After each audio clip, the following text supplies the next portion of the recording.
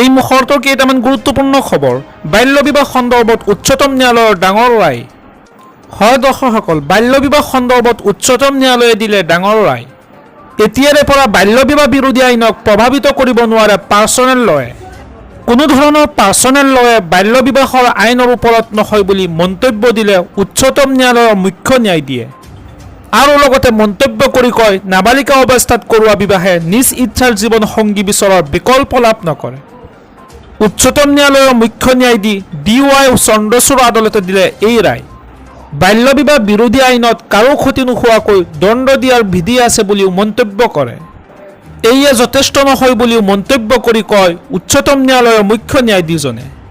বাল্য বিবাহ বিৰোধী আইন 2006ৰ পাৰ্চনেল লৰ ওপৰত প্ৰভাৱিত হ'ব।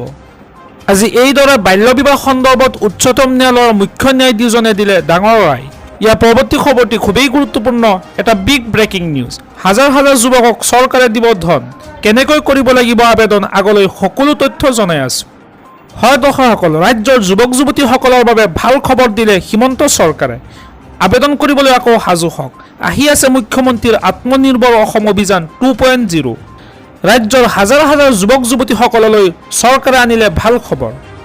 পুনৰ 2 লাখ টকাৰ পৰা 5 লাখ টকালৈকে ধন দিব ৰাজ্য চৰকাৰে।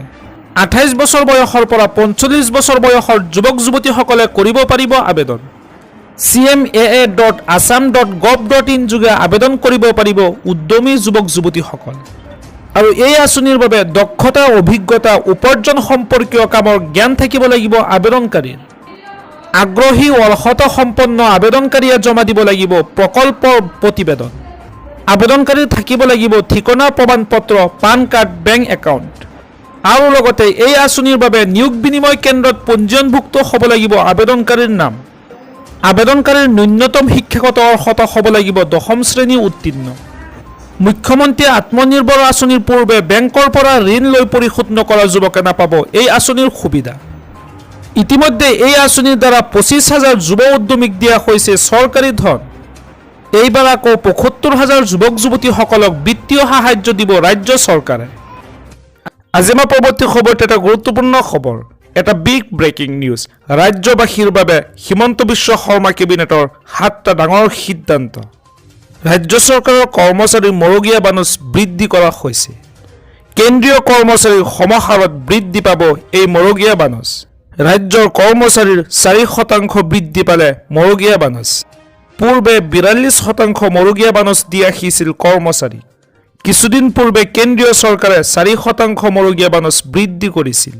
আৰু ইয়াৰ পিছতে অসম চৰকাৰৰ বৃদ্ধি কৰিলে কৰ্মচাৰীসকলৰ মৰগীয়া বানুচ। 46%লৈকে বৃদ্ধি পালে মৰগীয়া বানুচ। ডিচেম্বৰ মাহৰ 1 তাৰিখৰ পৰা লাভ কৰিব এই সুবিধা। জুলাই মাহৰ পৰা নৱেম্বৰ মাহলৈ যি বকেয়া থাকিব 2টা কিস্তিত লাভ কৰিব এই ধনৰাশি। ছোৱালীৰ এডমিশনৰ দায়িত্ব চৰকাৰে নিজৰ মূৰৰ ওপৰত লৈছে।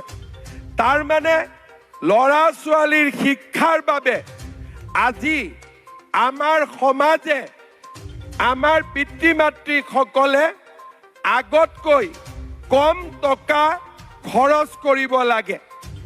এই মাহৰ পৰা নিযুত মইনা আঁচনি আৰম্ভ হ'ব। কলেজত গ'লে ছোৱালীসকলে মাহত 1,000, 12,500 আৰু 2,400 টকা, ইউনিভাৰ্চিটিত গ'লে 2,500 টকাকৈ মাহত চৰকাৰৰ পৰা পাব।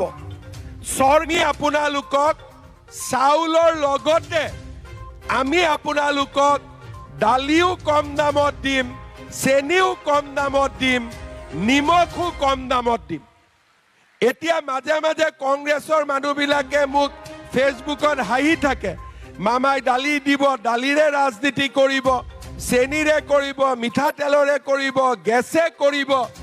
কংগ্ৰেছৰ মানুহবিলাকৰ ঘৰত বহুত টকা আছে, কিন্তু দুখীয়া মানুহে বুজি পায় মহিলা উদ্যমিতাৰ প্ৰয়োজনীয়তা কিমান। দুখীয়া মানুহে বুজি পায় চাউল দালিৰ প্ৰয়োজনীয়তা কিমান। আজি যদি এদিন যদি মই চাউল বন্ধ কৰি দিওঁ, এদিন যদি অৰুণোদয় বন্ধ কৰি দিওঁ, তেতিয়া এদিন যদি নামভৰ্তি টকা বন্ধ কৰি দিওঁ, এদিন যদি নিযুত মইনাৰ টকা বন্ধ কৰি দিওঁ, দুখীয়া মানুহবিলাকে কিমান অন্তৰত দুখ পাব তাক কংগ্ৰেছে বুজিব নোৱাৰে, তাক অকল মানুহৰ লগত থাকি ৰাজনীতি কৰা মানুহে বুজি পাব।